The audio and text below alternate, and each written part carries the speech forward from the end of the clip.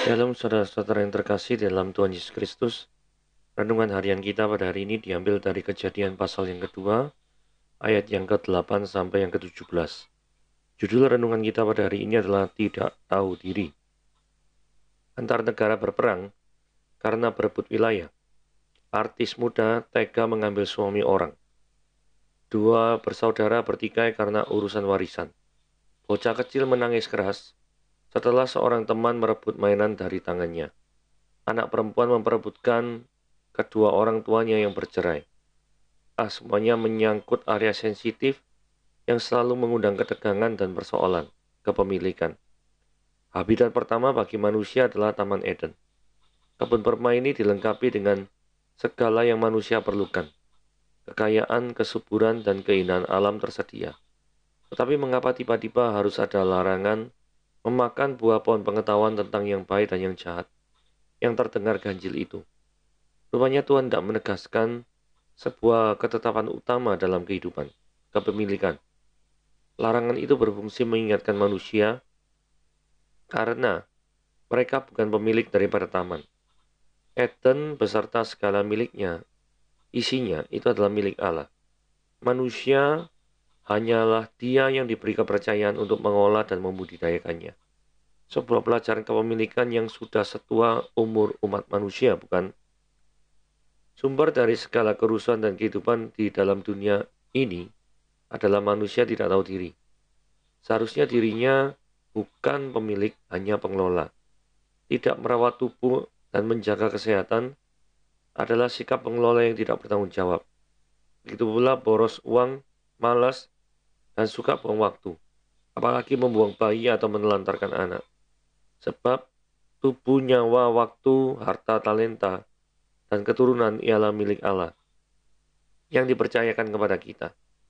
Ingat, kita ini hanyalah pengawas atau pemilik, bukan pemilik. Terhadap kehidupan karunia Tuhan ini, kita bertingkah sebagai pemilik atau penilik. Ya, bacaan diambil dari Kejadian pasal yang kedua.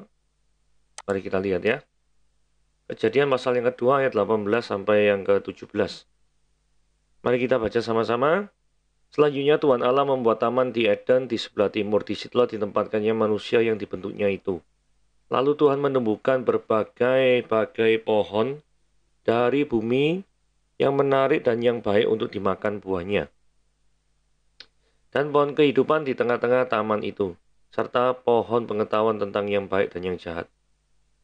Ada suatu sungai mengalir dari Eden untuk membasahi taman itu, dan dari situ sungai terbagi menjadi 4 cabang.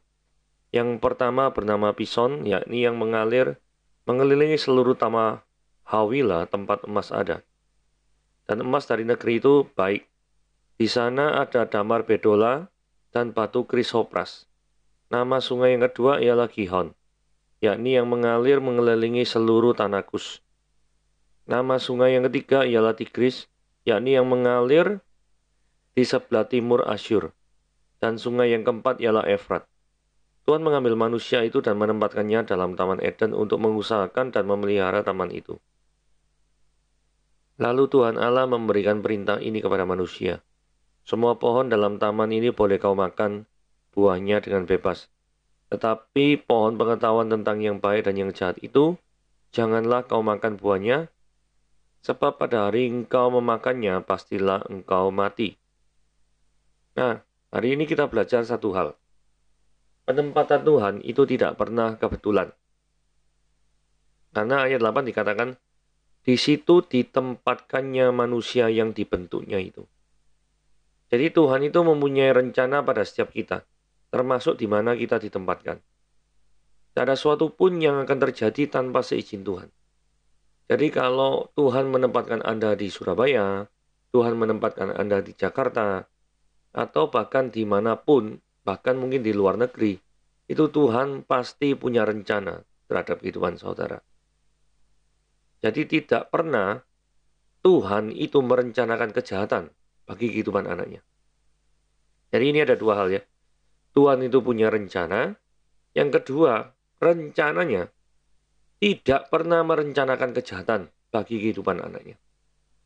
Nah, Di dalam Kejadian 50, ayat yang ke-20 dikatakan demikian.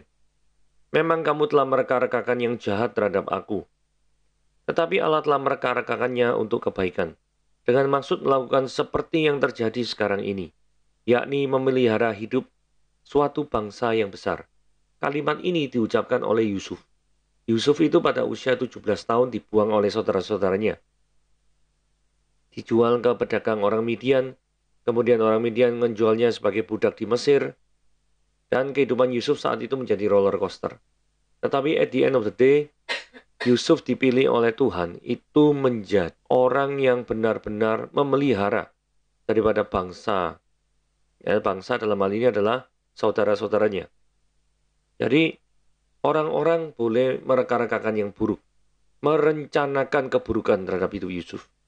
Tetapi sekali Tuhan menetapkan bahwa Yusuf nanti akan jadi pemelihara hidup daripada suatu bangsa yang besar, maka seburuk apapun rencana seseorang yang dikenakan pada hidupmu, maka Tuhan akan mengubahnya menjadi kebaikan.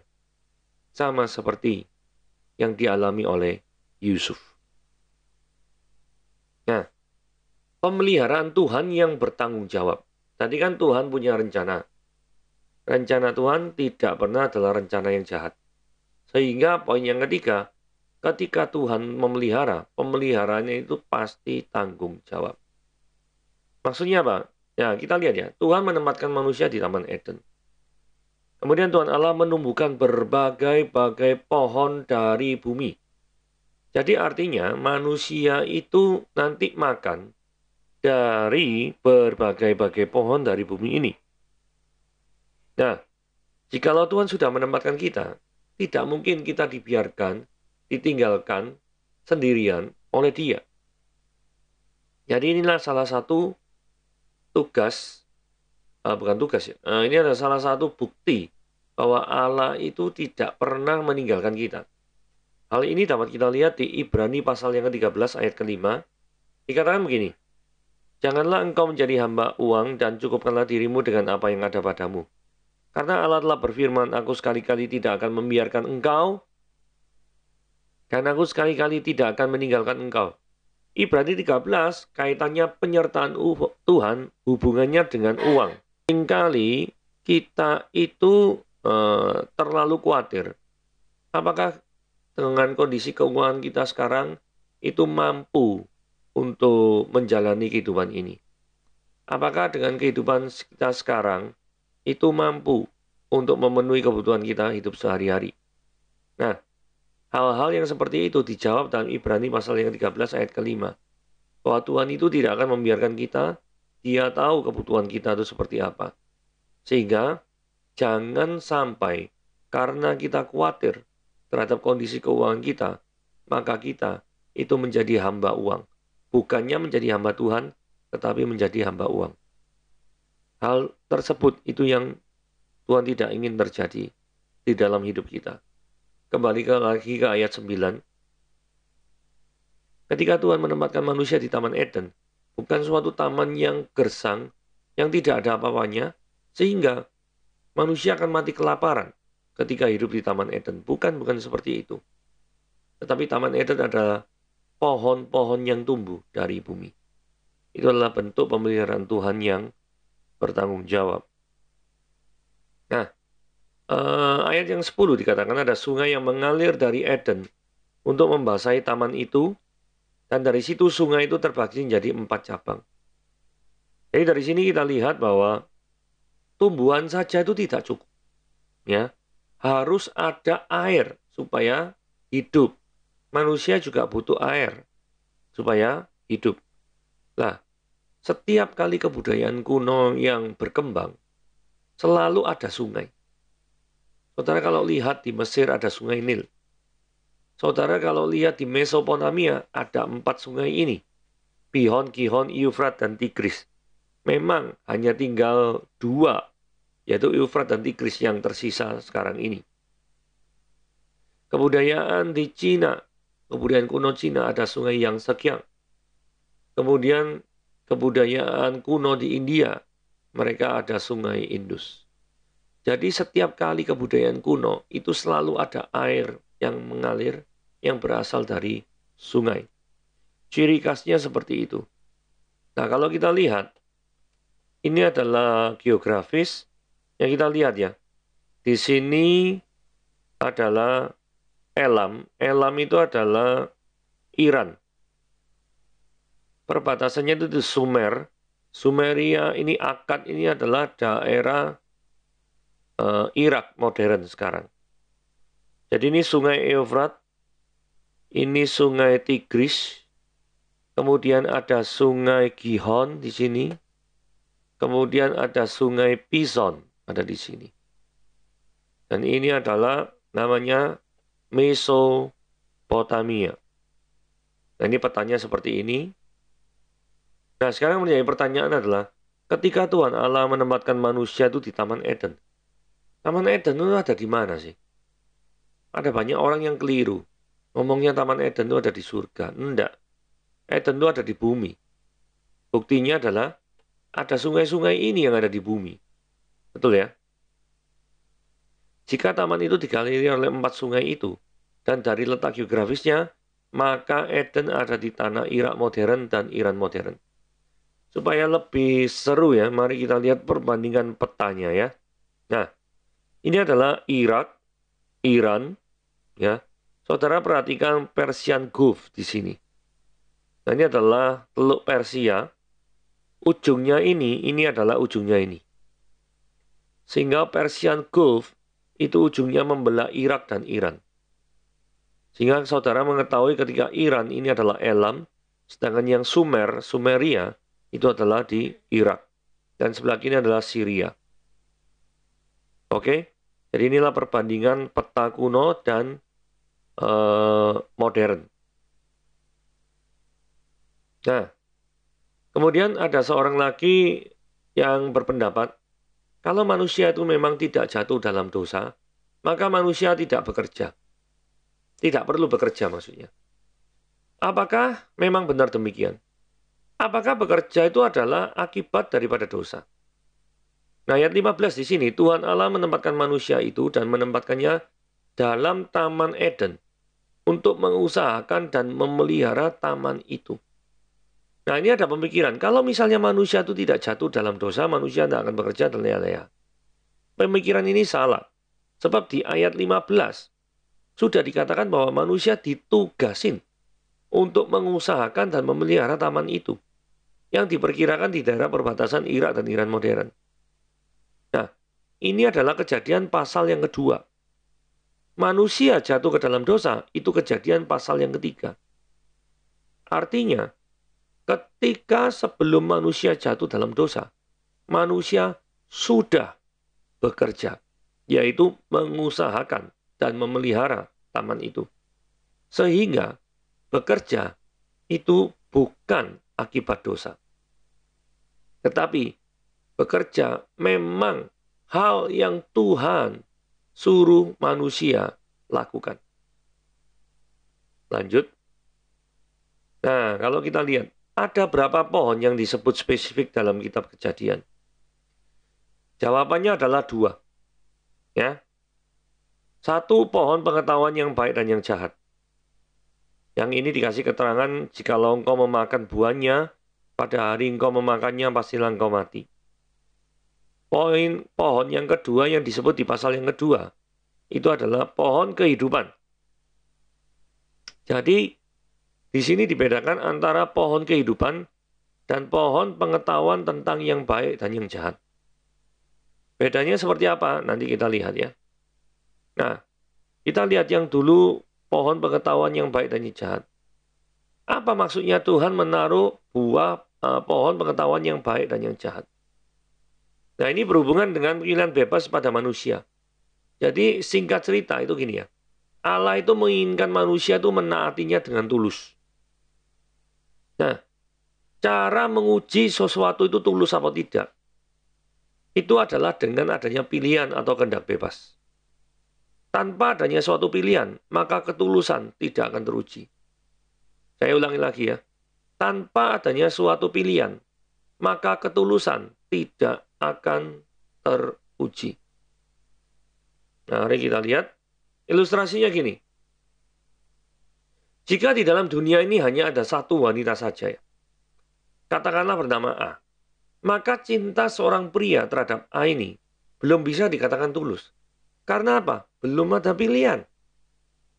Jika ada wanita yang bernama A sampai Z, dan pemuda ini tetap memilih A, maka cinta ini barusan dikatakan tulus. Kenapa? Karena pemuda ini bisa melakukan pilihan, tetapi toh dia tetap mencintai A. Tetapi skema dari pilihan ini membuka ruang untuk adanya perselingkuhan. Karena ada pilihan. Karena selain A, itu ada wanita B, C, D, E, dan lain sebagainya. Kalau skema tidak ada pilihan, maka memang tidak membuka ruang adanya perselingkuhan. Tetapi cintanya terhadap pasangannya tidak bisa diuji ketulusannya. Karena apa? Ya ada pilihan yang terpaksa. Jadi pilihannya karena memang hanya satu. Jadi mengerti ya, kenapa kok manusia diciptakan oleh Tuhan itu dengan kehendak bebas. Karena Tuhan menginginkan manusia mencintai dirinya itu dengan ketulusan yang terdalam tanpa ada paksaan apapun.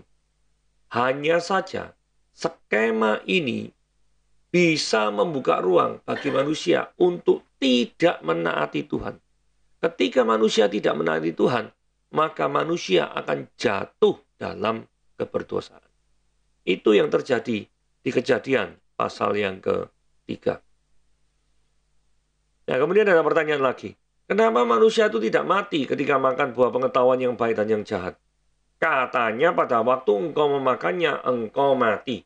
Nyatanya Adam dan Hawa tidak mati kok. Nah ini Alkitabnya salah atau piye?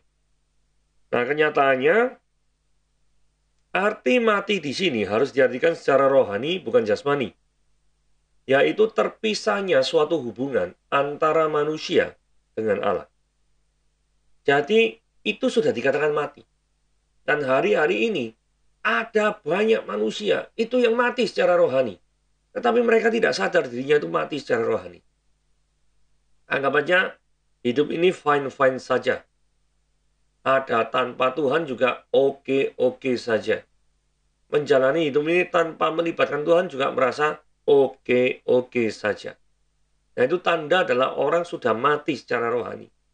Manusia tidak lagi memperdulikan hal-hal yang bersifat spiritualitas. Nah, apakah saudara termasuk di dalamnya? Jikalau iya, maka mulailah untuk bertobat ketika saudara mendengar renungan pada hari ini.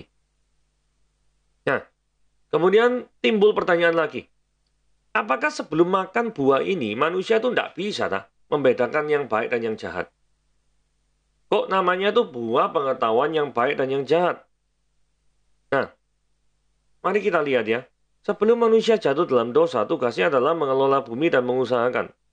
Dari pernyataan ini dapat kita ambil kesimpulan bahwa manusia itu sudah memiliki akal budi untuk berbuat sesuatu.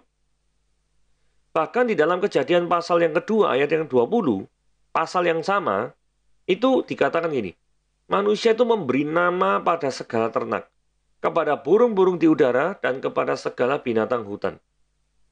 Nah, berarti kalau manusia itu bisa membedakan, memberi nama, yang satu dengan yang lain itu berbeda. Berarti manusia memiliki kemampuan untuk membedakan. Jadi, sebelum manusia itu jatuh dalam dosa, seharusnya manusia itu sudah bisa membedakan. Lah, terus apa bedanya setelah manusia itu jatuh dalam dosa? Lebih tepatnya setelah makan buah ini, bedanya itu apa? Nah, arti dari frase tahu membedakan mana yang baik dan yang jahat, itu adalah bisa diartikan manusia itu sudah berfungsi sebagai hakim atas segala sesuatu seperti Allah. Maksudnya gini ya, jadi Allah itu kan hakim atas segala sesuatu. Hakim itu berhak untuk memutuskan mana yang benar, mana yang salah. Lah ketika manusia itu melanggar firman Tuhan dengan memakan buah pohon pengetahuan yang baik dan yang jahat, manusia tidak mau mengakui Tuhan itu sebagai hakim atas hidupnya. Manusia pengen menjadi hakim atas hidupnya. Sehingga dikatakan di sini, manusia itu tahu yang baik dan yang jahat. Posisinya seperti itu. Nah, jadi penekanannya di sini adalah, Manusia tidak mau tunduk dan mau menjadi tuan atas hidupnya sendiri. Bukankah itu yang menggambarkan manusia zaman sekarang? Manusia itu tidak mau diatur oleh Tuhan, tetapi maunya mengatur dirinya sendiri, berbuat sakarepnya dewi. Ya. Nah, kemudian dari peristiwa itu, peristiwa kejadian manusia jatuh dalam dosa, mereka diusir. Pertanyaannya, kenapa kok perlu diusir? Di dalam Kejadian pasal yang ketiga ayat 22 dan 24, dikatakan gini, berfirmanlah Tuhan Allah, sungguhnya manusia itu telah menjadi seperti salah satu dari kita. Tahu tentang yang baik dan yang jahat, maka sekarang jangan sampai dia mengulurkan tangannya dan mengambil pula buah pohon kehidupan itu dan memakannya sehingga dia hidup untuk selama-lamanya. Lalu Tuhan Allah mengusir dia dari Taman Eden supaya dia mengusahakan tanah dari mana dia ambil. Dia menghalau manusia itu di sebelah timur Taman Eden, ditempatkannya beberapa kerub dengan pedang yang bernyala-nyala dan menyamar-nyamar untuk menjaga jalan ke pohon kehidupan. Nah, ini menjelaskan pohon yang kedua, yaitu pohon kehidupan. Jadi, gunanya pohon pengetahuan yang baik dan yang jahat sudah tahu ya. Yaitu apa? Allah pengen dikasihi oleh manusia dengan ketulusan. Ketulusan menuntut suatu pilihan. Tetapi pilihan itu membuka ruang untuk kejahatan atau ketidaktaatan. Oke? Singkat cerita kan seperti itu. Nah, sekarang kita bicara tentang pohon pengetahuan, pohon kehidupan. Nah, jikalau manusia itu dalam kondisinya yang berdosa, dan manusia itu makan buah dari pohon kehidupan itu, maka status keberdosaan manusia itu akan bersifat kekal. Nah, kalau status kehidupan manusia itu bersifat kekal, status keberdosaannya itu bersifat kekal, maka selama-lamanya dosanya tak akan bisa diampuni kan? Itulah sebabnya manusia itu perlu diusir dari sana, supaya tidak makan buah kehidupan dari pohon kehidupan. Puji Tuhan, ketika manusia tidak memakan daripada buah kehidupan, menyebabkan status keberdosaan manusia itu tidak memiliki kekekalan. Sehingga ketika manusia percaya kepada Yesus Kristus sebagai Tuhan dan Juru Selamat, maka manusia masih bisa untuk diselamatkan. Jadi itulah sebabnya hari ini kita belajar banyak ya tentang buah pengetahuan yang baik dan yang jahat, tentang mengapa kok dikatakan manusia itu tahu yang baik dan yang jahat. Memang sebelumnya nggak tahu. Kemudian ketika di sini adalah buah pohon daripada pohon kehidupan itu fungsinya untuk apa? Terus kemudian mengapa manusia itu tidak mati ketika makan buah pengetahuan yang baik dan yang jahat? Padahal kan harusnya ngomongnya kan mati. Terus kemudian kita juga belajar ilustrasi tentang pasangan. Terus beberapa bicara tentang fakta geografis juga. Oke, inilah renungan kita pada hari ini. Tuhan Yesus memberkati.